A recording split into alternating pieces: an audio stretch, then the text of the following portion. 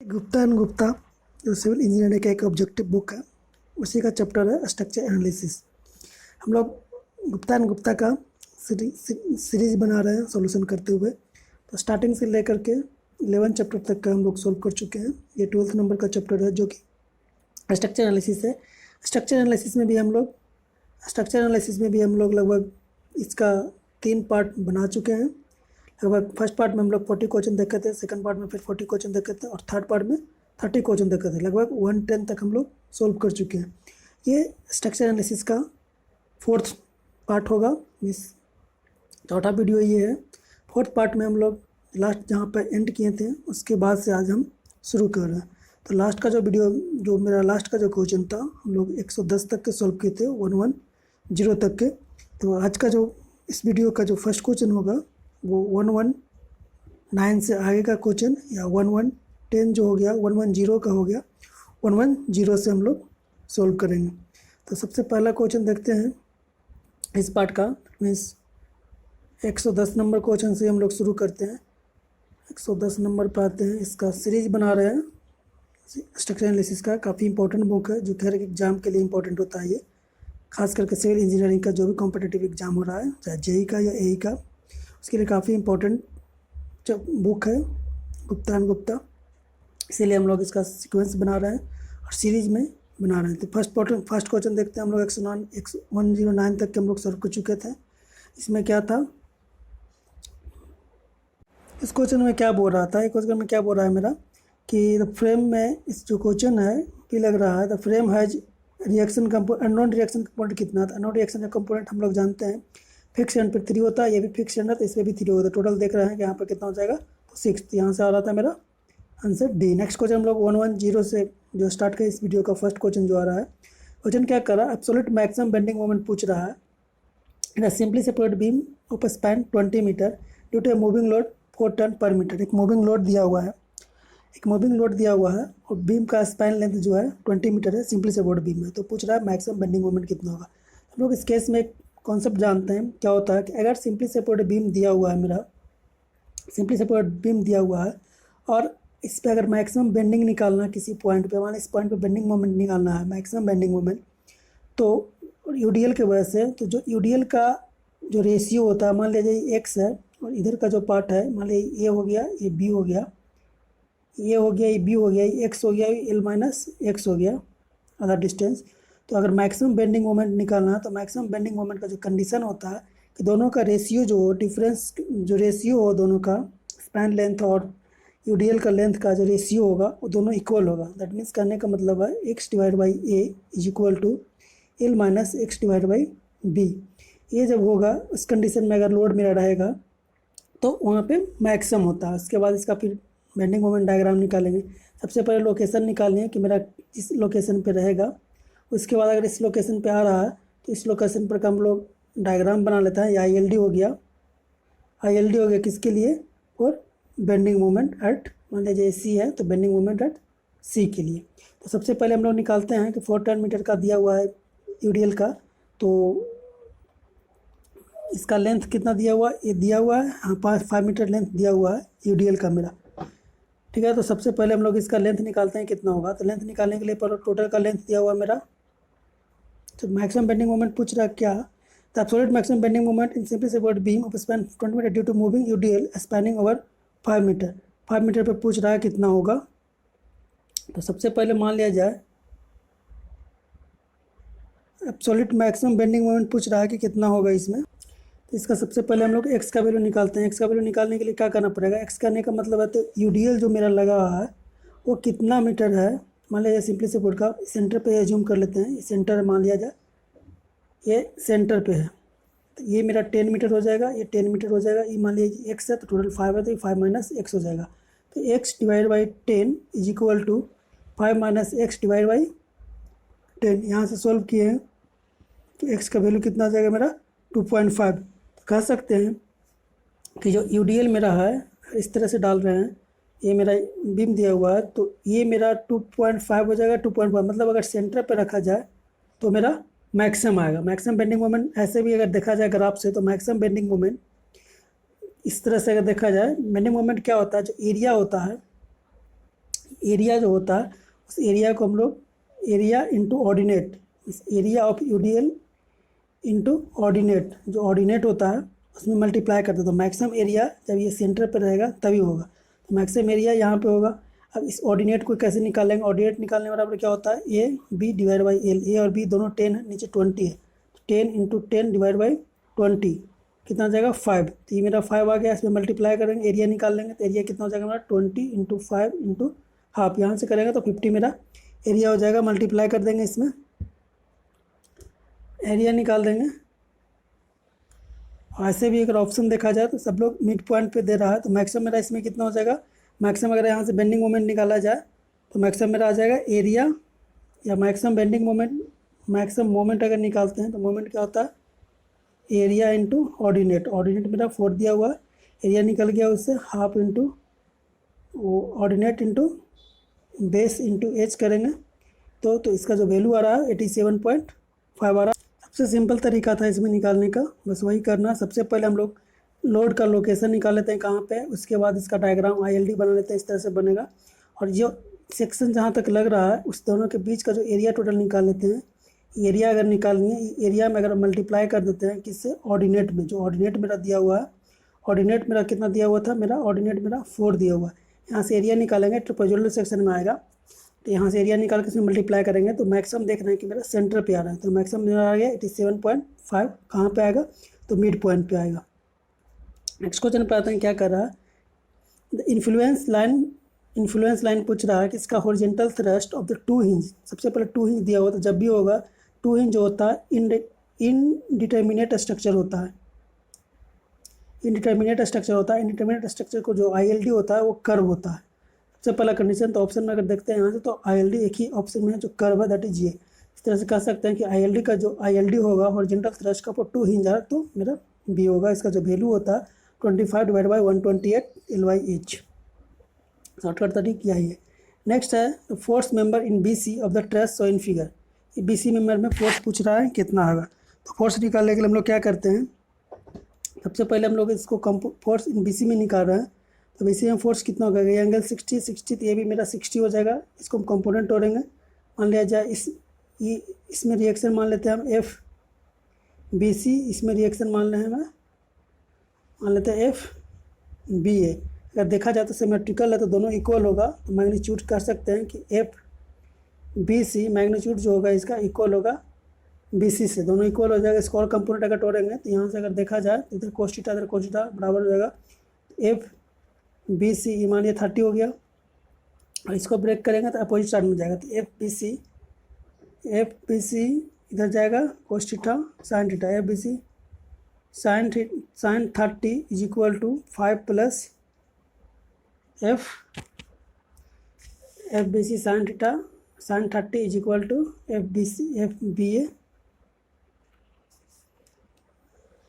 FBA sin 30।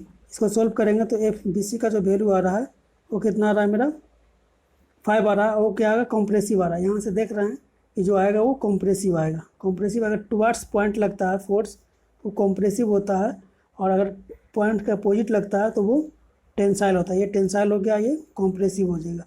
इस member में जो लगेगा BC में वो क्या लगेगा? वो कॉम्प्रेसिव फोर्स लगेगा। तो ऑप्शन होगा कॉम्प्रेसिव लगेगा और 5 भी लगेगा। कंपोनेंट तोड़ेंगे तो 5 आ रहा है, तो 5 टर्न कर सकते हैं कॉम्प्रेसिव। दैट इज सिंपल सा। इसमें पॉइंट पे सिर्फ इस पॉइंट को फ्रैक्शन में डालना है, इस रिएक्शन जो इस पॉइंट पे लग रहा है। तो FBC sin थीटा में तोड़ेंगे और cos थीटा में तोड़ेंगे। थीटा अगर मान लेते 30 आ जाता है तो इसको ब्रेक करेंगे। ब्रेक करने के बाद जो BC में आएगा वो कॉम्प्रेसिव आएगा, और BA में जो आएगा वो टेंसाइल आएगा। नेक्स्ट क्वेश्चन पे आते हैं, क्या कर रहा है? It is in respect of the beam, एक बीम दिया हुआ है, beam and the given loading shown in figure match span fixed end moment. Fixed end moment पूछ रहा है। अच्छा, फिक्स्ड एंड मोमेंट पूछ रहा है इस कंडीशन में। तो फिक्स्ड एंड मोमेंट का सिंपल सा फॉर्मूला हम लोग जानते हैं क्या होता है। अगर दोनों एंड फिक्स है तो उसका वैल्यू कितना होता है? WL² divide by 2L। और अगर पॉइंट लोड है अनइक्वल लेंथ पे है, अनइक्वल लेंथ है, तो इसका वैल्यू कितना होता है? W अगर A पे निकाल रहे हैं तो WA² डिवाइड बाई L²। दोनों को बस वैल्यू पुट करना है, इसके बाद आंसर आ जाएगा। तो वैल्यू अगर देखा जाए M दोनों बराबर हो जाएगा। इसका वैल्यू कितना आ रहा था?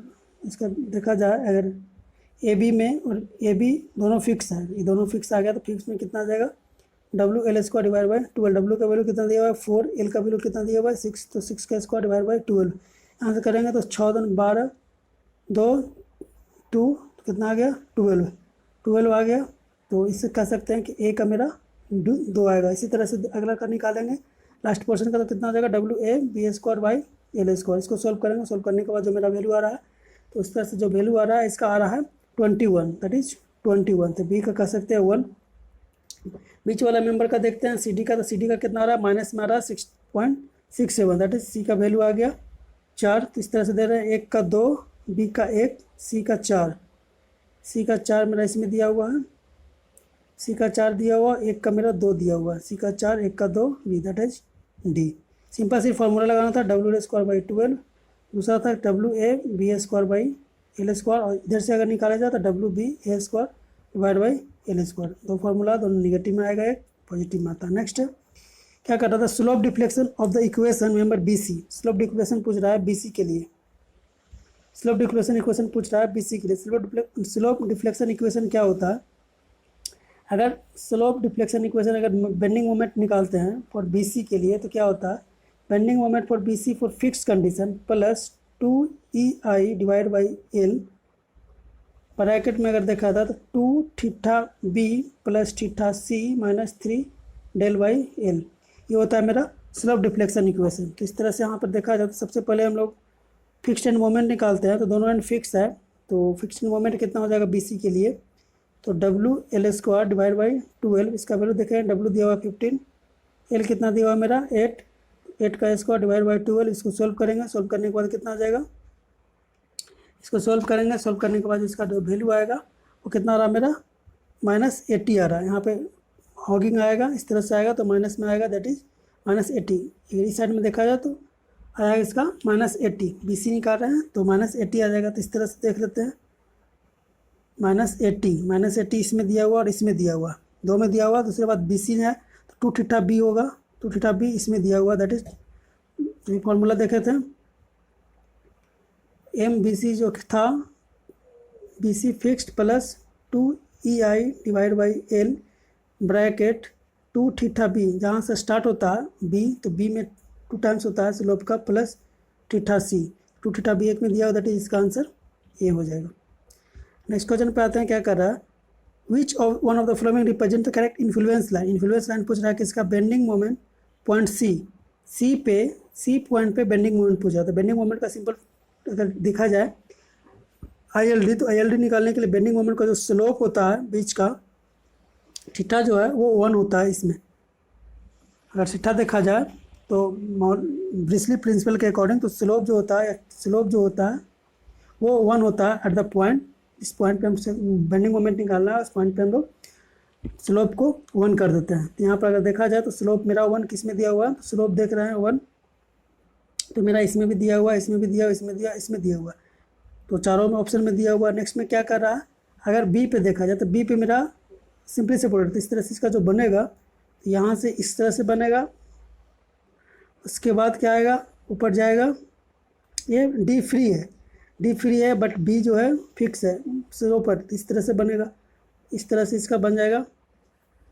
ILD हो गया किसके लिए, ILD हो गया ये bending moment at C, bending moment at C के लिए ILD हो गया ये इस तरह से। अब ये वैल्यू कितना होगा, ये वैल्यू और ये वैल्यू, ये मेरा 1 है, ये मेरा x मान लेते हैं, तो इसको निकाल लेते हैं कितना 1 divide by 6 is equal to x divide by, यहाँ ये 2 हो गया, ये 6 था, यहाँ पर 2, यहाँ से x का वैल्यू निकाल रहे हैं तो कितना रहा 1/3, ये मेरा 1/3 आ जाएगा। ऑप्शन देख लेते हैं 1/3 किस में दिया हुआ, 1/3 मेरा इसमें दिया, दैट इज डी इसका करेक्ट आंसर हो गया। नेक्स्ट क्या कर रहा है, consider the following statement with respect to arch के रिस्पेक्ट में पूछ रहा है कौन सा सही है। तो आर्च के रिस्पेक्ट में अगर देखा जाए इसमें कौन सही है, तो स्टेटमेंट पढ़ते हैं। क्या कर रहा है, स्टेटमेंट कर रहा है normal thrust at any section of the arch is component of the interacting force on the section along the tangent to center line of the arch। सही है।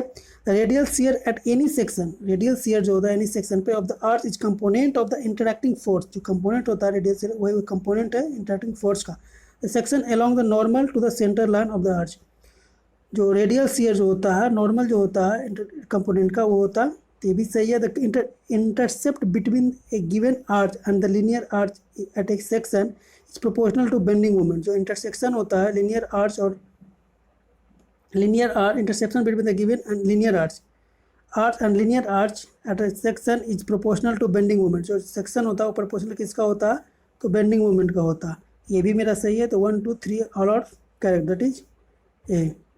नेक्स्ट क्वेश्चन पे आ रहा है। नेक्स्ट क्वेश्चन क्या कर रहा था, सिमेट्रिकल पैराबोलिक आर्क दिया हुआ है, स्पैन 20 मीटर, राइज दिया हुआ है 5 मीटर।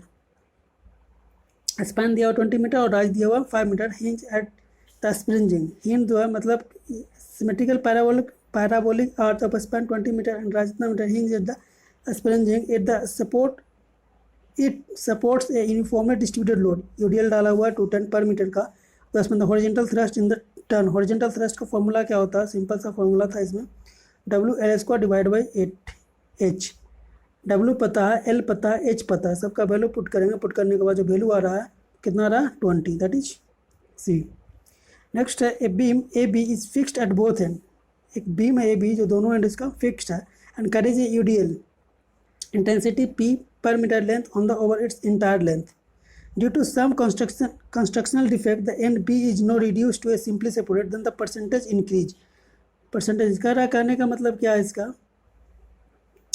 पहले क्या था, पहले एक जो बीम था मेरा वो फिक्स था, ठीक है, फिक्स है और इस पर यूडीएल डाला हुआ है। बट किसी कारण बस इसको जो है सिंपली सेपरेटेड में एक एंड को कन्वर्ट कर दिया गया, एक फिक्स है। तो पूछ रहा है कि इसका जो रिएक्शन होगा इस पर कितना होगा, इंक्रीज करेगा इसका बेंडिंग मोमेंट। तो इसका अगर देखा जाए बेंडिंग मोमेंट इस केस में अगर देखते हैं तो बेंडिंग मोमेंट इस केस में कितना होता है, फिक्स एंड के केस में वो होता है WL² डिवाइड बाई 12। लेकिन जैसे ही हम लोग यहाँ पे सिंपली सपोर्ट करते हैं तो सिंपली सपोर्ट करने का मतलब क्या होता है कि यहाँ पे बेंडिंग मोमेंट मेरा 0 होगा, यहाँ पे बेंडिंग मोमेंट 0 होगा। तो इस पर बेंडिंग मोमेंट 0 करने के लिए पहले से लग रहा था मेरा WL² बाई 12, इसको अपोजिट डायरेक्शन में एक और मोमेंट लगा देते हैं सेम मैग्नीट्यूड का। इस पर भी लग रहा था WL² मेरा 12 और इस पर भी लग रहा था, तो इसका सेम अमाउंट का लगाएं तो इसका कैरी ओवर मूवमेंट जो होगा इस पर ट्रांसफर होगा। कितना होगा कैरी ओवर मूवमेंट, हाफ होगा किसका, WL² बाई 12 का। तो यहाँ पर देख रहे हैं कि मेरा जो परसेंटेज इंक्रीज हो गया वो कितना हो गया। अगर टोटल यहाँ पर मूवमेंट देखा जाए तो WL² by 12, WL² by half into WL² by 12 plus WL² by 12। Total अगर मूवमेंट देखा जाए, टोटल मूवमेंट देखा जाए इस पर तो कितना हो जाएगा, 2 का मूवमेंट आ गया, दोनों मिला देंगे तो WL² by 12 plus WL² by 24। इसको सोल्व करेंगे, सोल्व करने के बाद या फिर कह सकते हैं कि अगर दोनों का देखा जाए तो ये मेरा हो जाएगा, इसमें अगर मल्टीप्लाई करेंगे तो 2 24 3 मीन्स 3/2 WL² बाई 12। तो ओवरऑल अगर देखा जाए तो जो मोमेंट हो जाएगा, मोमेंट जो हो जाएगा ए पे वो कितना हो जाएगा 1.5 टाइम्स WL² बाई 12। तो कह सकते हैं कि मेरा 50% जो है 50% जो है वो मेरा इंक्रीज कर रहा है ड्यू टू प्रोप्ट कंडीशन। प्रोप्ट की वजह से कितना हो रहा है, परसेंटेज इंक्रीज कितना हो गया 50%। इसका वैल्यू अगर देखा जाए तो कितना हो रहा था WL² बाई 8। इसमें मोमेंट एट ए पे। नेक्स्ट है मैच द स्ट्रक्चर दिया, इसका स्ट्रक्चर दिया हुआ है और डिग्री ऑफ स्टैटिक इनडिटर्मिनेसी दिया हुआ है। तो देखते हैं इंडिटर्मिनेसी कितना होता है। यहाँ पर अगर देखा जाए तो ये फिक्स्ड है, तो इसका अगर लिखा जाए तो R माइनस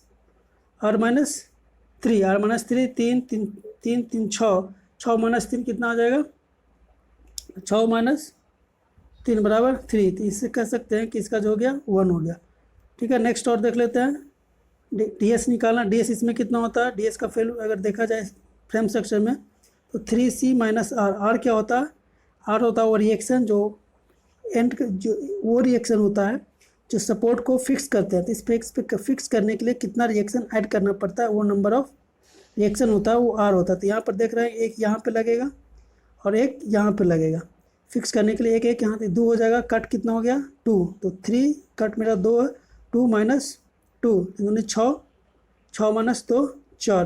तो इस तरह से कह सकते हैं कि इसका जो आ गया DS, इसका DS कितना आ रहा था मेरा 3 आ रहा था, इसका कितना आ गया DS 4 आ गया। इसी तरह से इसमें निकालेंगे, एक कट करेंगे 2 कट करेंगे, R इसमें तीनों फिक्स है तो R इसमें R बराबर 0 हो जाएगा। तो 3C माइनस R बराबर मेरा 0 हो गया, तो 3C बचेगा, 3 × 2 दैट इज 6। तो इसका हो जाएगा DS 6। ऑप्शन मिला लेते हैं किसका होता।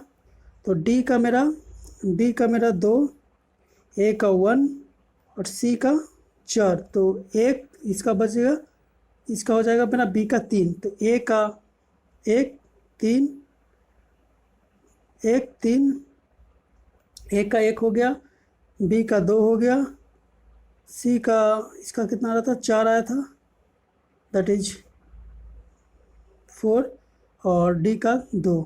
1 4 2, 1 4 2।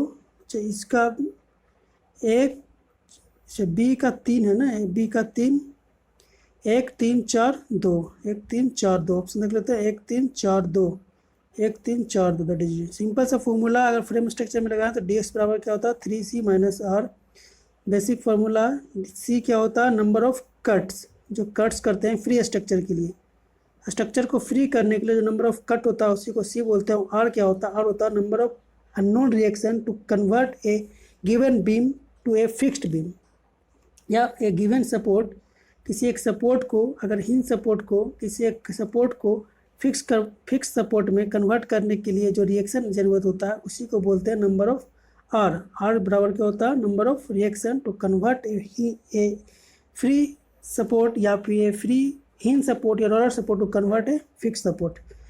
नेक्स्ट क्या कर रहा है, फिक्स्ड बीम ए बी, कोई बीम ए बी है subjected to a triangular load varying from 0 at the end A to W at end per unit length at end B, then the ratio of fixed end moment B to A।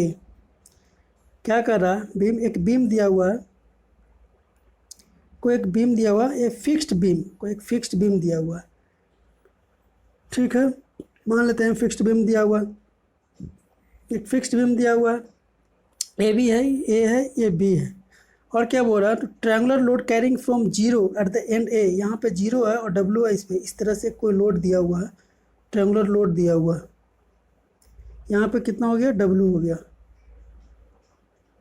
ये मेरा L है, length कुछ भी है, B हो गया, ये A हो गया, ये B हो गया, ये हो गया। तो पूछ क्या रहा है फिक्स्ड एंड मोमेंट रेशियो पूछ रहा है किसका, B to A। हम लोग जानते हैं कि अगर इस केस में अगर मोमेंट देखा जाए तो जहाँ पे लोड ज़्यादा होता है तो सिंपल वहाँ पे मोमेंट ज़्यादा होगा। तो मोमेंट अगर बी एंड पे देखा जाए तो मोमेंट कितना होगा WL² डिवाइड बाई 20। लोड ज़्यादा तो मोमेंट ज़्यादा, यहाँ पर कितना हो जाएगा WL² divide by 30, WL² by 20 और WL² बाई 30। 20 कहाँ पे होता है जहाँ पे लोड, मतलब ये ज़्यादा वैल्यू है, 20 से डिवाइड कर रहे हैं तो ये ज़्यादा आएगा, मीन्स ज़्यादा वैल्यू कहाँ पे आएगा लोड पे आएगा, शॉर्टकट ट्रिक इसका। तो बी बाई ए पूछ रहा था, बी मेरा कितना है तो WL/20 और WL/30, तो दोनों का रेशियो निकालेंगे तो कितना हो जाएगा 1/20 डिवाइड बाई 1/30, तो मीन्स 30 डिवाइड बाई 20। ओवरऑल अगर देखा जाए तो 30 डिवाइड बाई 20, ओवरऑल देखा जाए तो 3/2 ऑप्शन देख लेते हैं कहाँ पे, इसमें 3/2 मेरा डी में दिया हुआ। सिंपल से सिर्फ फॉर्मूला लगाना था, एक एंड पे होता है WL/20 और एक एंड पे क्या होता है WL/30। जहाँ पे लोड ज़्यादा होता है वहाँ पे बेंडिंग मोमेंट ज़्यादा होता है, तो इसको बी से कह सकते हैं, इसको ए पे कहते हैं। जहाँ पे लोड ज़्यादा होगा ये बी हो गया, ये ए हो गया। नेक्स्ट पे आते हैं, क्या कर रहा है influence line diagram for the force in the member X by मेरा वर्टिकल मेंबर है, वर्टिकल मेंबर के लिए मेरा पूछ रहा है ILD कितना होता है। वर्टिकल मेंबर के लिए अगर ILD देखा जाए तो इस तरह से होगा, इसका ऑप्शन देख लेते हैं, ऑप्शन मेरा एक में दिया दैट इज सी। नेक्स्ट करते हैं, the truss in the shown figure, एक ट्रस दिया हुआ है, the cross section area and the each member is A, cross section area सबका कॉमन है, modulus of plasticity of the material is E, the strain energy in the member X by, strain energy पूछ रहा है। तो strain energy मेरा क्या होता है, अगर स्ट्रेन एनर्जी देखा जाए ट्रस मेंबर में तो स्ट्रेन एनर्जी क्या होता है, इंटीग्रेशन कर देंगे तो P² dx divide by 2AE, axial rigidity होता है, AE को एक्सियल रिजिडिटी बोलते हैं। तो P² dx divide by 2AE, P क्या होता है वो लोड होता है एक्सेल मेंबर में। अगर एक्सेल मेंबर को दिया हुआ तो यहाँ पर एक्सेल मेंबर में जो लोड लग रहा है वो होता है P। तो सबसे पहले हम लोग एक्स बाई का पूछ रहा है, strain energy in X by, तो क्या हो जाएगा P x बाई का square into dx divide by 2AE का इंटीग्रेशन। तो P x बाई निकालेंगे, एक्स बाई पहले खोजते हैं, इसमें कहाँ एक्स बाई ये है, बट ट्रस है, ट्रस में हम लोग जानते हैं कि अगर कोई दो मेंबर, ट्रस का प्रॉपर्टीज़ क्या होता है कि किसी एक जॉइंट पे कोई दो मेंबर कनेक्टेड है और उस जॉइंट पे कोई लोड एक्ट नहीं कर रहा है तो जो दोनों मेंबर है उसमें जो फोर्स होगा वो जीरो होगा। इस प्रॉपर्टीज के अकॉर्डिंग ये लोड जीरो होगा। दूसरा प्रॉपर्टीज क्या कहता है कि अगर किसी एक जॉइंट पे 3 लोड लग रहा है और 3 में से 2 लीनियर है, अगर 3 लोड लग रहा है किसी पॉइंट पे और किसी जॉइंट पे अगर 3 डायरेक्शन से लोड लग रहा है और उसमें से 2 लीनियर है, तो तीसरा मेंबर में जो फोर्स होगा वो ऑटोमेटिक जीरो होता। तो इस प्रॉपर्टीज़ के अकॉर्डिंग देख रहे हैं कि ये लोड दोनों लीनियर हो गया तो इसमें जीरो हो जाएगा। यहाँ से कर सकते हैं by the properties of truss the member in X Y force, मतलब force in member X Y is equal to zero. ये भी जीरो हो जाएगा, ये भी जीरो हो जाएगा, ये जीरो होगा। मेरा एक्स बाई में मेरा फोर्स कितना हो जाएगा, तो जीरो हो जाएगा। तब एक्स में फोर्स जीरो हो गया तो स्ट्रेन एनर्जी में मेरा जीरो होगा। तो स्ट्रेन एनर्जी यहाँ देखा जाए तो ऑप्शन मेरा डी। नेक्स्ट क्वेश्चन क्या कर रहा है, ए रिजिड कैंटिलीवर दिया हुआ frame A B C is fixed at it carries a point load, it load P at A as shown in figure. मतलब a rigid cantilever frame A B C is fixed at point C. अच्छा, C पे fix किया हुआ है तो पूछ क्या रहा है इसमें, वो देख, निगलेक्टिंग द एक्सल डिफॉर्मेशन को निगलेक्ट करने पर the vertical deflection of the point A पे देख लेते हैं वर्टिकल डिफ्लेक्शन कितना। अगर इसको डिफ्लेक्टेड शेप निकाला जाए तो इस तरह से डिफ्लेक्ट करेगा, ये इस तरह से डिफ्लेक्ट करेगा। तो वर्टिकल डिफ्लेक्शन कितना हो जाएगा, अगर माने टोटल डेल निकाल लेते हैं, टोटल डेल कितना हो जाएगा, तो एक तो लगेगा इस लोड के वजह से और दूसरा इस स्लोप की वजह से आएगा। दैट इज इसको अगर स्लोप मान लेते हैं तो टोटल डिफ्लेक्शन कितना हो जाएगा, del 1 प्लस del 2। del 1 कितना हो जाएगा, पी एल दिया हुआ तो L Q divide by 3 plus del 2 अगर ये डिफरेंस आया है, इससे भी वर्टिकल आया तो ये कितना हो जाएगा, स्लोप इंटू थीटा इंटू ये स्लोप हो गया और ये लेंथ टोटल है तो एल, तो थीटा इंटू एल। अब थीटा कितना निकलेगा, स्लोप अगर देखा जाए तो मोमेंट निकाला था तो पी एल, ये मोमेंट हो गया, मोमेंट स्लोप कितना होगा, M L P L into H divide by E I. तो थीटा मेरा निकल गया, एक लोड निकल गया, एल से मल्टीप्लाई करेंगे तो यहाँ P L square H divide by E I. तो ओवरऑल अगर देखा जाए तो डेल कितना हो जाएगा मेरा, p L Q divide by 3 EI plus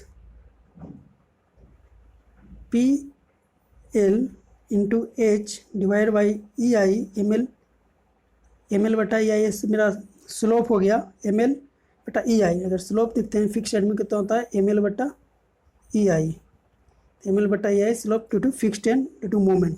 इसमें मल्टीप्लाई कर देंगे एल से तो मेरा आ जाएगा डिफ्लेक्शन, तो 1 ई आ गया 2 ई आ गया, दोनों को ऐड करेंगे, दोनों को ऐड करने के बाद इसको सब करें तो कितना रहा मेरा, इसको कॉमन ले लेंगे तो आ जाएगा मेरा p L square divide by 3 EI into 3H plus l. Option देख लेते हैं इसमें, p L square 3H that is C.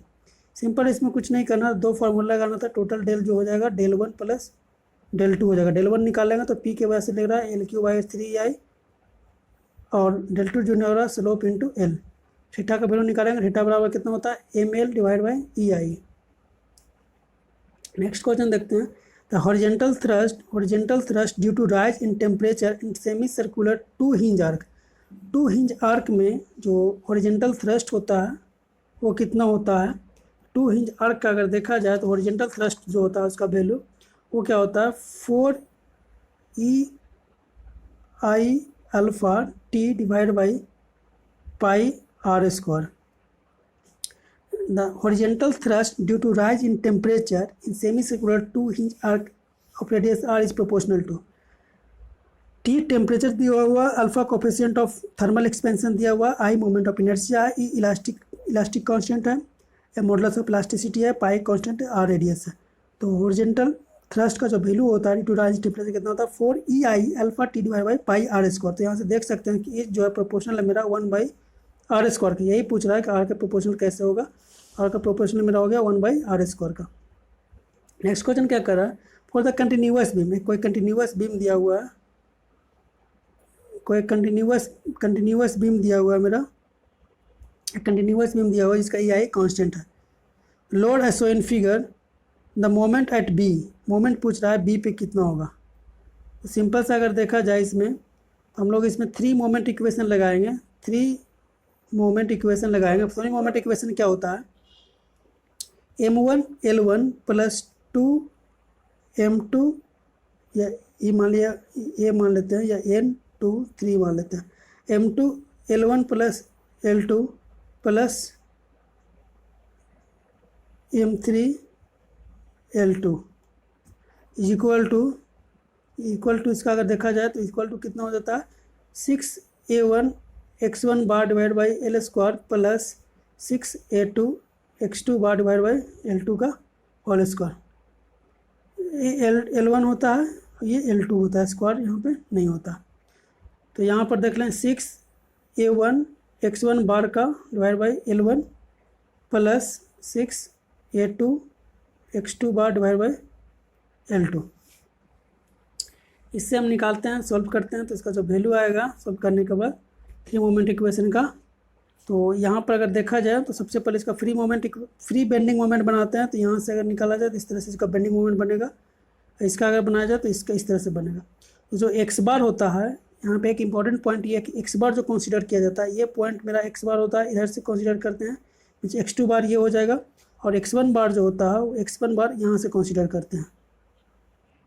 x1 बार ले रहे हैं तो यहाँ से कंसीडर करेंगे, x1 बार ले रहे हैं तो यहाँ से कंसीडर करेंगे। तो इस तरह से इसको सोल्व करेंगे फॉर्मूला पे। तो यहाँ ई मेरा 0 हो जाएगा, m यहाँ पे क्योंकि हिंज है, यहाँ पे भी जो मेरा मोमेंट होगा वो कितना हो जाएगा 0 हो जाएगा, सिर्फ ये मोमेंट बचेगा mb का। तो mb का सोल्व करेंगे, सोल्व करने के बाद क्या आएगा 2mb L1 L2 2L हो जाएगा इक्वल टू, इसको और सोल्व करेंगे, सोल्व करने के बाद इसका ओवरऑल जो डाटा वैल्यू आएगा, तो mb का जो वैल्यू आ रहा है वो कितना आ रहा है 3 divide by 16 WL, 3 divide by 16 WL।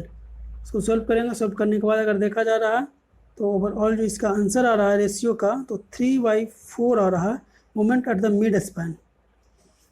तो 3/4 इसका ऑप्शन देख लेते हैं, 3/4 मेरा ए में दिया हुआ, दैट इज ए। नेक्स्ट है fixed beam A b of a b length l having. Next question बात है, नेक्स्ट क्वेश्चन मेरा क्या कर रहा है,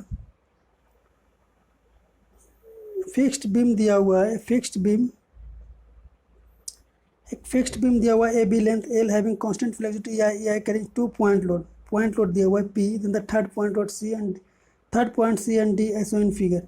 कुछ कह रहा है इसमें, the numerically maximum bending moment कितना होगा at the maximum bending moment कितना आकर होगा। तो मैक्सिमम बेंडिंग मोमेंट अगर हम सबसे पहले अगर एंड पे निकालना चाहें तो एंड पे अगर मोमेंट निकालते हैं, इधर निकालते हैं तो इसका वैल्यू कितना होगा, WB पे निकाला तो MA B² divide by L², और इस पे निकालते हैं तो कितना आएगा WB² divide by L²। WB, एक मिनट, यहाँ पर जो वैल्यू आएगा इसका जो वैल्यू अगर इस पे निकाला जाए तो इसका जो पॉइंट लोड के वजह से, इस पॉइंट लोड के वजह से अगर जो मोमेंट आता है ए पे उसका होता है WAB² डिवाइड बाई L², और इस पॉइंट पर अगर निकाला जाए तो कितना होगा WB नज़दीक दूर में ए है तो ई मान लेता है ए हो जाता है, बी हो जाता है अपोजिट साइड वाला, तो यहाँ पे आ जाएगा BA² डिवाइड बाई L²। इसको सोल्व करेंगे, सोल्व करने के बाद देख रहे हैं तो मैक्सिमम मेरा यहाँ पे आ रहा है, जो सपोर्ट पे जो वैल्यू आएगा वो मैक्सिमम आएगा, उसका जो वैल्यू आ रहा है 2PL डिवाइड बाई 9। इसका भी आ रहा है कितना 2PL डिवाइड बाई 9, क्योंकि सिमेट्रिकल है कि दोनों एंड पे मेरा सेम आएगा।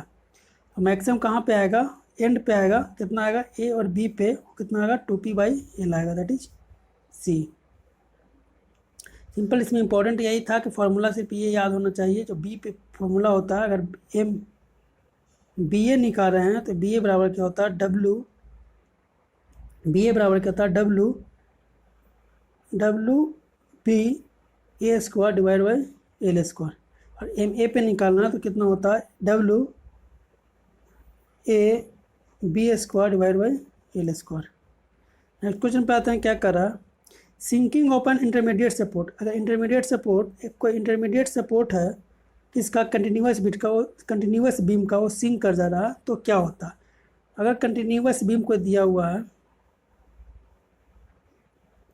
कोई कंटिन्यूस बीम दिया हुआ है तो उसका अगर इंटरमीडिएट सपोर्ट सिंक कर रहा है तो क्या होता है, तो निगेटिव जो मोमेंट है सपोर्ट का जो निगेटिव मोमेंट है वो डिक्रीज कर जाता है, और जो पॉजिटिव मोमेंट है वो इंक्रीज कर जाता है।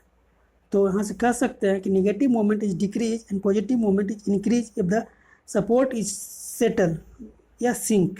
Support is sink then the negative moment at the support पे नेगेटिव मोमेंट मेरा डिक्रीज कर जाएगा और पॉजिटिव मोमेंट इंक्रीज करेगा। तो reduce the negative moment, reduce कर रहा नेगेटिव मोमेंट कहाँ सपोर्ट का, तो ये सही हो जाएगा। नेगेटिव मोमेंट इंक्रीज नहीं करता, गलत हो गया। Reduce the positive moment reduce positive moment reduce नहीं इंक्रीज करेगा, तो इंक्रीज। तो 1 और 4 मेरा सही है, 1 और 4 मेरा सही, दैट इज ये। नेक्स्ट है ए नंबर ऑफ व्हील लोड कोई नंबर दिया हुआ है, नंबर ऑफ व्हील लोड में 4 नंबर दिया हुआ है, 3 ton 4 ton 5 ton 6 ton space 2 metre 3 metre 4 metre respectively move on the simply separate beam A b span 24 metre with 3 ton load leading from left to right. Find the maximum bending moment at the 18 meter from A. 18 meter from A, the load that must be placed. कह रहा है कि maximum bending moment निकालना है। Maximum bending moment निकालना किस पे, 18 metre distance पे, कहाँ से, ए पे। तो लोड का कंडीशन कैसा होगा वो पूछ रहा है। तो सबसे पहले देखते हैं सिंपली सेपरेट बीम अगर दिया हुआ है, कोई सिंपली सेपरेट बीम है, तो अगर बेंडिंग मोमेंट निकालते हैं तो बेंडिंग मोमेंट का अगर जितना मैक्सिमम एरिया होगा उतना ही मैक्सिमम बेंडिंग मोमेंट होगा। ये डिस्टेंस पे अगर 18 है, ये पॉइंट सी अगर 18 मीटर है, ये मेरा 6 हो गया क्योंकि ओवरऑल 24 था। तो मैक्सिमम लोड इस तरह से अगर रहा कंडीशन, मैक्सिमम एरिया जो अगर आएगा, क्योंकि जो बेंडिंग मोमेंट होगा वो कितना होता है, एरिया इंटू ऑर्डिनेट, या फिर यहाँ पे पॉइंट लोड है ना, ये यूडीएल के केस में होता है, बट यहाँ पे पॉइंट लोड दिया हुआ है। तो पॉइंट लोड में जो मोमेंट होगा, बेंडिंग मोमेंट होगा, वो कितना हो जाएगा, इसका लोड इंटेंसिटी इंटू जो ऑर्डिनेट हो गया, या डिस्टेंस का या ऑर्डिनेट का है, load intensity into ordinate means load हो जाएगा मेरा P इंटू ऑर्डिनेट। मान लेते हैं अगर बाई 1 बाई 2 बाई 3 करके निकालेंगे तो हो जाएगा मैक्सिमम बेंडिंग मोमेंट। तो बाई 1 या बाई 2 जितना ज़्यादा होगा उतना ही मेरा बेंडिंग मोमेंट का वैल्यू ग्रेटर होगा। ये मेरा सिंपली से पॉइंट था। इस तरह से अगर हम चेक करते हैं तो सबसे पहले 3 टन को हम आगे रखते हैं, यहाँ पे 4 रखते हैं, यहाँ पे 3 था 4 था 5 था 6 था, मतलब 3 4 5 6। तो 4 टन को अगर हम यहाँ पे अगर रखेंगे सी पॉइंट पे, सी का डिस्टेंस कितना था, ए से, ए है, ये बी है, ये सी है, तब इसका जो डिस्टेंस आएगा वो मैक्सिमम आएगा। मैक्सिमम इसका कितना होता है 4.5 आता है।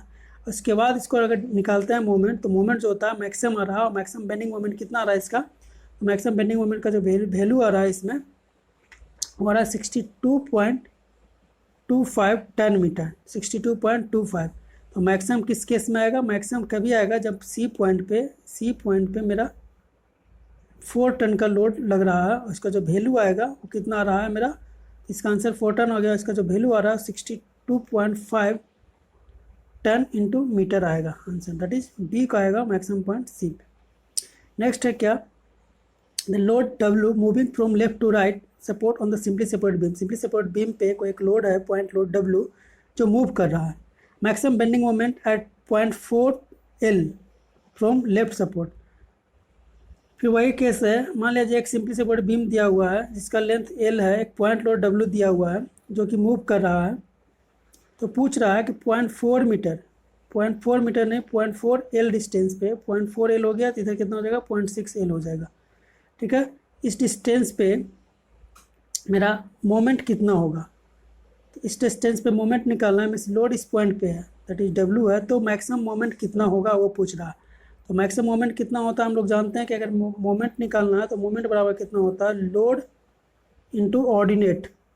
तो लोड मेरा W दिया हुआ, ऑर्डिनेट निकालते हैं, ऑर्डिनेट मेरा कितना हो जाएगा, ये बाई का वैल्यू कितना होता है, तो बाई बराबर अगर देखा जाए तो AB डिवाइड बाई L, ये मेरा A हो गया, ये B हो गया। तो यहाँ से देख सकते हैं कि बाई का जो वैल्यू आएगा वो 0.4 इंटू 0.6 डिवाइड बाई ओवरऑल कितना हो जाएगा, अगर L है तो इसमें भी L हो जाएगा, मल्टीप्लाई करेंगे तो इसमें भी L हो जाएगा, एक L से L कट गया तो कितना आ गया 0.24 L। तो बाई का वैल्यू आ गया, और लोड जो मोमेंट हो जाएगा मेरा, मोमेंट कितना हो जाएगा, सी पे देखा जाए मैक्सिमम, तो load intensity into ordinate.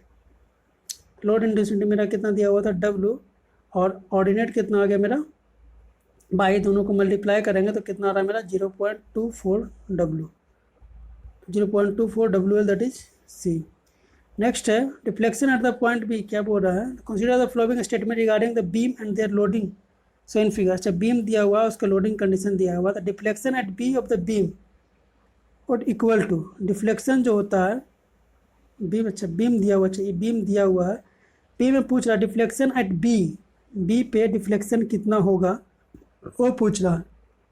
Deflection at B of beam 12.46 में पूछ रहा है कि डिफ्लेक्शन कितना होगा बी पॉइंट पे। तो डिफ्लेक्शन कितना होता है, डिफ्लेक्शन का अगर देखा जाए, अगर डिफ्लेक्शन निकालना तो डिफ्लेक्शन इसमें केस में कितना होगा, सिंपल से अगर निकाले तो पॉइंट पी पे अगर डिफ्लेक्शन देखा जाए तो इसका वैल्यू होता है WL4 divide by 8EI, W4 divide by 8EI।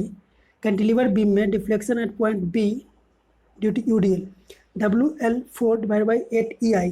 But क्या फॉर्म में दे रहा था, फॉर्म में पूछ रहा है deflection at B of beam in figure इतना और इक्वल टू,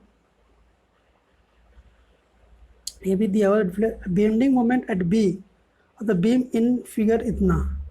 अच्छा ये जो है कहने का मतलब इसका ये है कि पूछ रहा है मेरा 12.46 फिगर में डिफ्लेक्शन बी पे कितना होगा।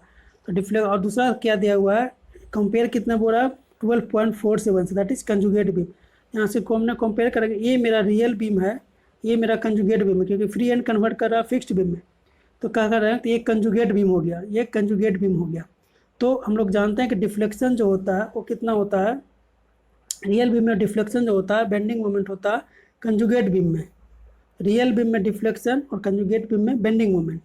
ठीक है, तो यही इसमें पूछ रहा है कि बेंडिंग मोमेंट जो डिफ्लेक्शन जो बी पे होगा रियल बीम में, ये रियल बीम हो गया, रियल बीम में डिफ्लेक्शन जो होगा बी पे वो इक्वल होगा बेंडिंग मोमेंट का कहाँ पे, बी पे इन द कंजुगेट बीम। ये मेरा कंजुगेट बीम, तो ये मेरा सही होगा। दूसरा क्या कर रहा है 1/EI into moment of area about B. अभी क्या बोल रहा है, ये फिगर पॉइंट देखना 12.46 दिया में 12.46 है, ये फिगर से कंपेयर कर रहा है कि मोमेंट कितना होगा। तो मोमेंट इसमें अगर देखा जाए तो पूछ रहा है moment of area about B. जो मोमेंट ऑफ एरिया मेथड से अगर देखा जाए, मोमेंट ऑफ एरिया मेथड क्या कहता है कि deflection is equal to moment of area of M/EI diagram, moment of area of M/EI diagram is equal to deflection. तो मोमेंट ऑफ एरिया हो जाएगा किसके रेफरेंस में कर रहा है, पॉइंट बी से, तो ये भी मेरा सही हो गया। तो 1/EI into moment of area of PMD, ये 0.47 दे रहा है। यहाँ पे गौर इस करना, ये मेरा कंजुगेट बीम से कंपेयर कर रहा, 4.6 कंजुगेट बीम से कंपेयर कर रहा, ये मेरा सही हो गया। ये मोमेंट ऑफ एरिया मेथड से कंपेयर कर रहा है, तो ये 0.46 फिगर से कंपेयर कर रहा है, ये भी मेरा सही हो गया। लेकिन ये कर रहा है moment of area of conjugate beam, ये 4.7 जो हो गया कंजुगेट बीम है। कंजुगेट बीम का मोमेंट ऑफ एरिया नहीं होता, ये रियल बीम का होता। ये मेरा गलत हो गया, यहाँ पे 46 रहता तो सिर्फ सही था, मेरा 1 और 2 सही है। इस तरह से देख सकते हैं कि 1 और 2 मेरा सिर्फ सही होगा, that is B. Next question पे आता है। नेक्स्ट क्वेश्चन मेरा कह रहा है, इसमें देख लीजिए सिंपल से इसमें कॉन्सेप्ट क्या था, ये रियल बीम है और ये कंजुगेट बीम है, यही दोनों में कंपेयर करना था, बस फिगर 46 है 0.7। काफ़ी इंपॉर्टेंट क्वेश्चन है और कॉन्सेप्ट इसमें काफ़ी अच्छा है, क्योंकि इसमें क्या लग रहा था, पहला लग रहा है मोमेंट ऑफ एरिया मेथड भी लग रहा है, जो कि एक बेंडिंग मोमेंट किसके रेफरेंस में होता है, पॉइंट बी के रेफरेंस में। नेक्स्ट पॉइंट आता है, नेक्स्ट क्वेश्चन हम लोग क्या करते हैं, 31 नंबर क्वेश्चन क्या कर रहा है, which one of the flowing pair of given beam and it's conjugate beam correctly match. एक में एक रियल बीम दिया हुआ, दूसरा में कंजुगेट बीम दिया है। तो प्रॉपर्टीज हम लोग जानते हैं कि फ्री एंड जो रहता है, जो रियल बीम में जो फ्री एंड है कंजुगेट में फिक्स बन जाता है। तो यहाँ से कह सकते हैं कि पहला ही मेरा जो है रियल बीम जो रहता है, जो रियल बीम में अगर जो फ्री एंड है वो फिक्स्ड हो जाता है, और जो सिंपली सपोर्टेड है वो सिंपली सपोर्टेड रहता है, या हिंज है वो हिंज रहता है। फ्री एंड जो होता है, जो फ्री एंड रहता है वो कंजुगेट बीम में फिक्स्ड बन जाता है। तो यहाँ पर देखा जाए तो मेरा ये सिंपली सपोर्टेड था, ये सिंपली सपोर्टेड, ये भी सिंपली सपोर्टेड रह जाएगा, तो ये मेरा सही है। ए भी दिया हुआ, ए मेरा फ्री है तो इसमें जा करके फिक्स्ड हो जाएगा, बट यहाँ पे बी ए दे दिया, ये मिसप्रिंट है, यहाँ पे ए और बी रहता तो ये सही हो जाता, बट यहाँ पे मिसप्रिंट कहें या गलत कहेंगे तो मेरा 2 गलत हो जाएगा। नेक्स्ट क्या करा, ए मेरा फ्री है तो यहाँ पे फिक्स होना चाहिए, यहाँ पे फिक्स होना चाहिए। डी मेरा फ्री है तो यहाँ पे फिक्स होना चाहिए, क्योंकि ये कंजुगेट बीम गलत है, काफ़ी गलत है। नेक्स्ट क्वेश्चन देखते हैं, इसमें ए सिंपली सपोर्टेड है तो ये भी सिंपली सपोर्ट सही है, बी सिंपली सपोर्टेड है तो इंटरनल में सपोर्ट है, इंटरनल में हिंज आता था, सही है। सी मेरा फ्री है, सी मेरा फ्री है तो यहाँ पे आके फिक्स हो जाता था मेरा, ये भी सही है। कारण 4 मेरा सही है और 1 सही है। अगर ओवरऑल देखा जाए तो मेरा ये सही था चलो, ये अगर एक्सचेंज नहीं होगा तो ये भी सही होगा। ये मेरा गलत हो गया क्योंकि यहाँ फिक्स होता तो ये गलत हो गया। ये सही है, ये सही है, ये सही है क्योंकि ये सिंपली सेपरेट आ जाएगा, फ्री है यहाँ पे फिक्स हो जाएगा तो ये भी मेरा सही है। तो ओवरऑल देखा जाए तो 1 और 4 मेरा सिर्फ सही है। अगर 2 को मिस प्रिंटिंग नहीं है तो ये भी सही होगा। तो ऑप्शन देख लेते हैं इसका, 1 4 तो प्रॉपर इसमें दिया हुआ 1 4 और 2 सही होगा। अगर मिस प्रिंट का उसको देखा जाए तो ओवरऑल देखा जाए तो सी मेरा सही होगा। नेक्स्ट क्वेश्चन क्या करा, एक कैंटिलीवर बीम ए बी, कोई कैंटिलीवर बीम दिया हुआ है fixed at A end carrying a load W at the free end B, it's found to be deflected by del at the mid point of the A B, the deflection of B due to load W by 2 at the mid point. ये Maxwell theorem concept है। इसमें क्या कर रहा है, पहला क्या कर रहा है इसमें कि एक कैंटिलीवर बीम दिया हुआ है, इस पॉइंट पे फ्री एंड पे कोई लोड लग रहा है, फ्री एंड पे कोई लग रहा है डब्लू, तो इसके वजह से डिफ्लेक्शन जो हुआ है यहाँ पे सेंटर पे मिड पॉइंट पे वो डेल हुआ है। तो दूसरा केस में क्या बोल रहा है कि अगर हम सेंटर पे W/2 लोड लगाते हैं, W/2 लोड लगाते हैं तो डिफ्लेक्शन कितना होगा एंड पे, वो पूछ रहा है। तो सिंपली इसमें कॉन्सेप्ट क्या होता है, मैक्सवेल थ्योरम हम लोग जानते हैं। मैक्सवेल थ्योरम क्या कहता है, मैक्सवेल थ्योरम ये load at point del 1 2 is equal to del 2 1, तो W इंटू, या फिर इसको दूसरा फॉर्म में क्या रख सकते हैं, P1 del 1 is equal to P1 del 2 is equal to P1 P2 del 1, इस फॉर्म में लिख सकते हैं। तो ये लोड और ये डिफ्लेक्शन दोनों मल्टीप्लाई करेंगे और ये लोड ये डिफ्लेक्शन को मल्टीप्लाई करेंगे इसमें, तो W/2 into del is equal to W into del. इसको सॉल्व करेंगे तो कितना आ रहा है मेरा, W into del is equal to W/2 into del, solve करेंगे तो डेल बराबर कितना आ जाएगा मेरा, del/2, यही आंसर हो जाएगा। ड्यू टू मैक्सवेल थ्योरम सिर्फ लगाना था। मैक्सवेल थ्योरम से क्या होता है, del 1 2 is equal to del 2 1। Next concept क्या कहता है, नेक्स्ट कॉन्सेप्ट क्या कहता, तो फ्रेम शो इन फिगर, एक फ्रेम दिया हुआ फिगर में, subjected to load indicated the intensity of lateral load 2 kN पर metre then the shape of the bending moment. अच्छा, बेंडिंग मोमेंट डायग्राम पूछा, तो बेंडिंग मोमेंट डायग्राम अगर देखा जाए इसका, तो इस फ्रेम में अगर देखा जाए इसका बेंडिंग मोमेंट, तो इसका अगर बेंडिंग मोमेंट देखा जाए तो इस फ्रेम में इसमें कोई लोड नहीं लग रहा है, यहाँ पे पॉइंट हिंज है तो यहाँ पे 0 होगा, इस तरह से बनेगा। ये पॉइंट लोड है तो इस पॉइंट लोड के वजह से अगर सिंपली से पॉइंट में अगर फिक्स है तो फिक्स के वजह से ऐसे, और पॉइंट लोड है पॉइंट लोड के वजह से इस तरह से ये बन जाएगा। ये यूडीएल है, यूडीएल के वजह से मोमेंट लगेगा और यूडीएल हो गया तो इस तरह से बनेगा। और यहाँ पर देख रहे हैं हिंज है, फिक्स नहीं है, तो इसके वजह से ये मेरा कट जाएगा, तो इस तरह से ये बन जाएगा। तो ओवरऑल अगर देखा जाए तो मोमेंट मेरा ये हो जाएगा, जो है हच सेक्शन है वो मेरा ओवर मोमेंट हो जाएगा क्योंकि ये हिंज है। इस तरह से अगर देखा जाए इस पोर्शन में जो मेरा आएगा, इस पोर्शन में जो आएगा इस तरह से आता, बट यहाँ पे हिंज है इसलिए यहाँ पे 0 हो जाएगा, यहाँ पे इस पॉइंट पे और ये इस पॉइंट पे, दैट इज। या फिर दूसरा कह सकते हैं कि अगर इस तरह से देखा जाए बीम में ये हो जाएगा इस सेक्शन में। ऊपर वाला पार्ट में देखा जाए तो फिक्स के लिए ये और फ्री के लिए ये, तो ये हो जाएगा। इस पार्ट में देखा जाए तो मेरा ट्रायंगल शेप बन जाएगा। ओवरऑल कंबाइन इसको जोड़ लेंगे तो ऑप्शन देख लेते हैं। ऑप्शन के अकॉर्डिंग देखा जाए तो मेरा आंसर सी। नेक्स्ट क्या कर रहा, the frame so in figure support 4 in the set frame 12.51 support 4 settle to del. Support 4 जो है वो सेटल कर रहा है, कितना, सपोर्ट 4 जो है डेल से सेटल कर रहा है। The fixed end moment in the horizontal member, fixed and पूछ रहा है हॉरिजॉन्टल मेंबर में। हॉरिजॉन्टल मेंबर मेरा ये है, अगर ये डेल करता है तो इसके वजह से जो सपोर्ट, अगर ये मान लिया जाए सपोर्ट इस तरह से आ जाएगा, ये आ गया मेरा सपोर्ट यहाँ। ये ओवरऑल जो डिफ्लेक्शन हो गया वो डेल है, ये पोर्शन और ये पोर्शन, तो डिफ्लेक्शन इसमें आएगा। तो इसके वजह से मोमेंट जो होगा इस पर डेवलप कितना होगा, इस एंड पे और इस एंड पे, वो पूछ रहा। तो मोमेंट जो होगा ये फिक्स है, तो फिक्स एंड पे मोमेंट होता है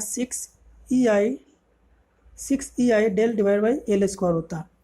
तो यहाँ से कह सकते हैं कि मोमेंट जो 1 पे डेवलप होगा या 2 पे जो डेवलप होगा मोमेंट, वो कितना हो जाएगा, 6 EI 6EI del divide by L square.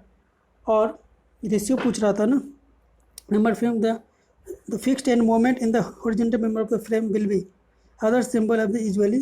Fixed end moment पूछ रहा है। फिक्स्ड एंड मोमेंट मेरा कितना हो जाएगा यहाँ पर से, तो सेटल किया, इसके बाद से जो मोमेंट आएगा इसमें डेवलप होगा वो कितना रहा 6EI del divide by L square. L का वैल्यू कितना है 4, एल के बाद 4 का होल स्क्वायर करेंगे। इसको ऑप्शन देख लेते हैं। इसका ऑप्शन है that is 6EI del by 16 that is B. Next है ये प्लेन फ्रेम दिया हुआ है। Plane frame loaded as shown in figure the rotate and indicate del B and del C and sway is indicated by the symbol del. Sway कर रहा है। अगर इसको डिफ्लेक्टेड शेप दिखा जाए तो डिफ्लेक्टेड शेप इस तरह से आएगा। तो एंगल बी पे देखा जाए तो बी पे मेरा एंटी क्लॉकवाइज आएगा और सी पे जो डिफ्लेक्शन या जो स्लोप आएगा वो मेरा क्लॉकवाइज आएगा। दैट इज यहाँ पे ठीठा सी हो जाएगा, यहाँ पे मेरा ठीठा बी हो जाएगा। तो ये मेरा एंटी क्लॉकवाइज हो गया, ये मेरा क्लॉकवाइज हो गया, ये मेरा एंटी क्लॉकवाइज हो गया। लेकिन मैग्नीट्यूड जो होगा ड्यू टू सिमेट्री, ये सिमेट्रिकल स्ट्रक्चर है तो यहाँ पे सिखा सकते हैं theta B is equal to theta C, but magnitudely जो है वो इक्वल होगा, ना कि डायरेक्शन इसका जो अपोजिट है। इसका डायरेक्शन देख रहे हैं तो इसका एक क्लॉकवाइज है तो इसका एंटी क्लॉकवाइज है। ऑप्शन देख लेते हैं क्या कर रहा है। For the spam on the following statement correct, इसमें से करेक्ट होना है। डेल्टा बी डेल्टा सी सही है, बट ये डायरेक्ट सही है नहीं है, मैग्नीट्यूडली सही होगा। यहाँ पे माइनस साइन रहेगा, इसका डायरेक्शन अलग है तो ये मेरा होगा। और दूसरा डेल्टा जो है स्वे है, तो क्या स्वे करेगा, तो स्वे करेगा तो इस तरह से कह सकते हैं कि डेल्टा प्रेजेंट रहेगा, इसमें डेल्टा प्रेजेंट रहेगा और जो एंगल होगा इसका वो theta A is equal to minus theta C, that is B इसका करेक्ट आंसर हो जाएगा। For the plane frame so in figure static and kinematic indeterminacies, static and kinematic. तो स्टैटिक निकालते हैं। स्टैटिक बराबर क्या होता है, सिंपल सा formula 3C minus R, 3C minus R. इसमें कट करेंगे 1 2 3 4 और आर अगर देखा जाए तो यहाँ पे हिंज सपोर्ट है तो इसमें 2 ऐड करना पड़ेगा। यहाँ पे रोलर सपोर्ट है 2 ऐड करना पड़ेगा, यहाँ पे 1 ऐड करना पड़ेगा। तो आर बराबर 3 हो जाएगा। 3 इंटू कट कितना होगा 1 2 3 4, 4 माइनस आर कितना हो गया 2 + 1 दैट इज 3। तो कितना हो जाएगा 4 3 12 माइनस 3 बराबर 9। तो इस तरह से देखा जाए तो डी एस का वैल्यू मेरा 9 आ गया, डी एस का वैल्यू 9 आ गया। अब डी के का वैल्यू निकालते हैं। डी के का वैल्यू कैसे निकालता है, ठीक है, डी एस मेरा कितना आ गया 9।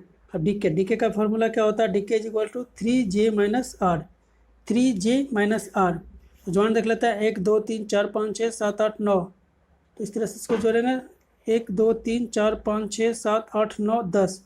3 इंटू 10 माइनस आर कितना है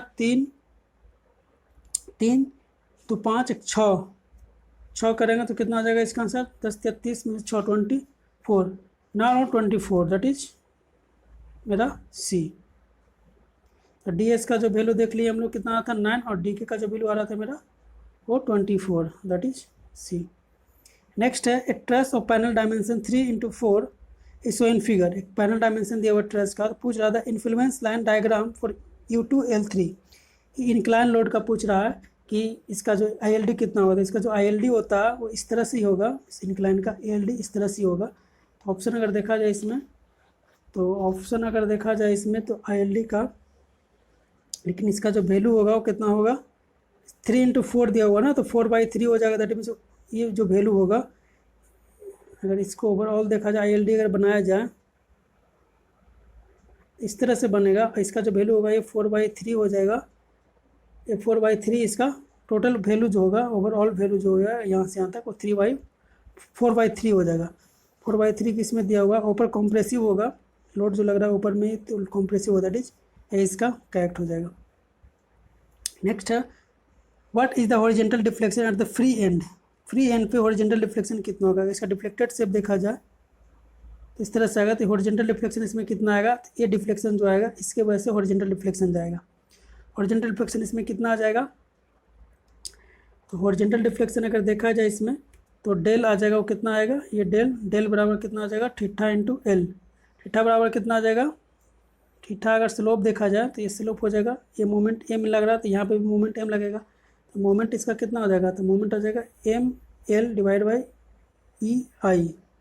ml डिवाइड बाई EI, और EL पहले से एक था, तो ओवरऑल जो स्लोप डिफ्लेक्शन हो जाएगा कितना हो जाएगा, ML² divide by EI, ML² divide by EI, ML² divide by EI, that is B। Simple सा इसमें था, स्लोप जो हो जाएगा थीटा इंटू L हो जाएगा, क्योंकि हॉरिजॉन्टल डिफ्लेक्शन पूछ रहा था इसमें, हॉरिजॉन्टल डिफ्लेक्शन स्लोप के वजह से आएगा इसमें।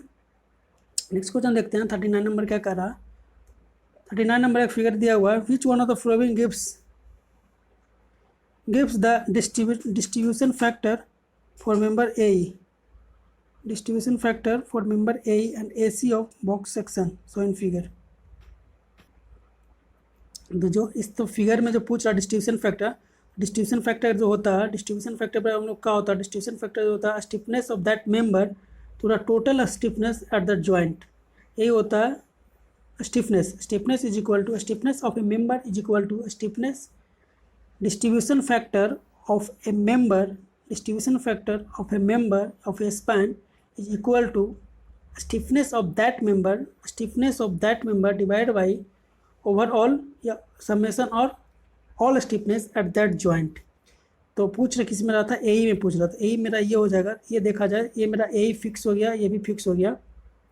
विच on the following gives the distribution factor for the member AE and AC, AE हो गया, AC हो गया, तो इस पॉइंट पर निकालेंगे तो टोटल जो AE कितना हो जाएगा, तो 4EI डिवाइड बाई L हो जाएगा इसमें, और BC में निकाला जाए तो BC का निकालेंगे तो इसमें भी 4EI बाई L हो जाएगा। और दोनों को अगर इस ज्वाइंट पे देख रहे हैं तो दो ही मेंबर है, दोनों को ऐड करेंगे तो टोटल कितना हो जाएगा, 2EI बाई L। तो अगर डिस्ट्रीब्यूशन फैक्टर देखा जाए तो डिस्ट्रीब्यूशन फैक्टर मेरा कितना हो जाएगा, 4EI by L divide by overall अगर देखा जाए तो मेरा कितना रहा था, 4EI by L divide by L, 4EI by L और 2EI वाले, इसको अगर देखा जाए तो मेरा 1/2 आ रहा है, बट इसको कह सकते हैं, और दोनों का सिमेट्रिकल है तो दोनों सेम आएगा, तो मेरा ये इसका करेक्ट आंसर आएगा। नेक्स्ट है, for the fixed beam so in figure the influence line diagram for the bending moment at mid point पे ILD बेंडिंग मोमेंट का ILD पूछ रहा है, बेंडिंग मोमेंट का ILD पूछ रहा है। B पॉइंट पे देखा जाए तो इसका जो बनेगा शेप इस तरह से बनेगा। तो ILD जो होगा, ILD क्या होता है, ILD का अगर बेंडिंग मोमेंट का ILD निकालना है वहीं पे, तो उसका जो स्लोप होगा उस पॉइंट पे उसको 1 कर देना। स्लोप जो होता है 1 होता है, तो ओवरऑल स्लोप 1 होगा। तो इसमें अगर देखा जाए तो इस तरह से शेप होगा, इस तरह से शेप बना, क्योंकि यहाँ पे फिक्स है तो यहाँ पे स्लोप जो होगा फिक्स्ड एंड पे स्लोप 0 होता है और डिफ्लेक्शन भी 0 होता है, तो यहाँ पे स्लोप 0 करने के लिए करना पड़ेगा। तो ऑप्शन अगर देखा जाए तो करेक्ट ऑप्शन मेरा ये हो गया। नेक्स्ट क्वेश्चन नहीं है, 140 तक हो गया, लगभग हम लोग 110 से शुरू किए थे और 140 तक के हम लोग पहुँचा दिए हैं। नेक्स्ट पार्ट में एंड कर देंगे इसका, इस पार्ट में इतना रहने देते हैं, 1 घंटा लगभग हो चुका है। नेक्स्ट पार्ट में फिर इससे आगे सॉल्व करेंगे। स्ट्रक्चर एनालिसिस का मेरा 4th वीडियो था, स्ट्रक्चर एनालिसिस का मेरा 4th वीडियो था, 4th टॉपिक था। इसमें हम लोग 110 से लेकर के 140 में से 110 से लेकर के 140 तक के क्वेश्चन को हम लोग एनालाइज किए हैं। नेक्स्ट पार्ट में इससे आगे हम लोग सॉल्व करेंगे।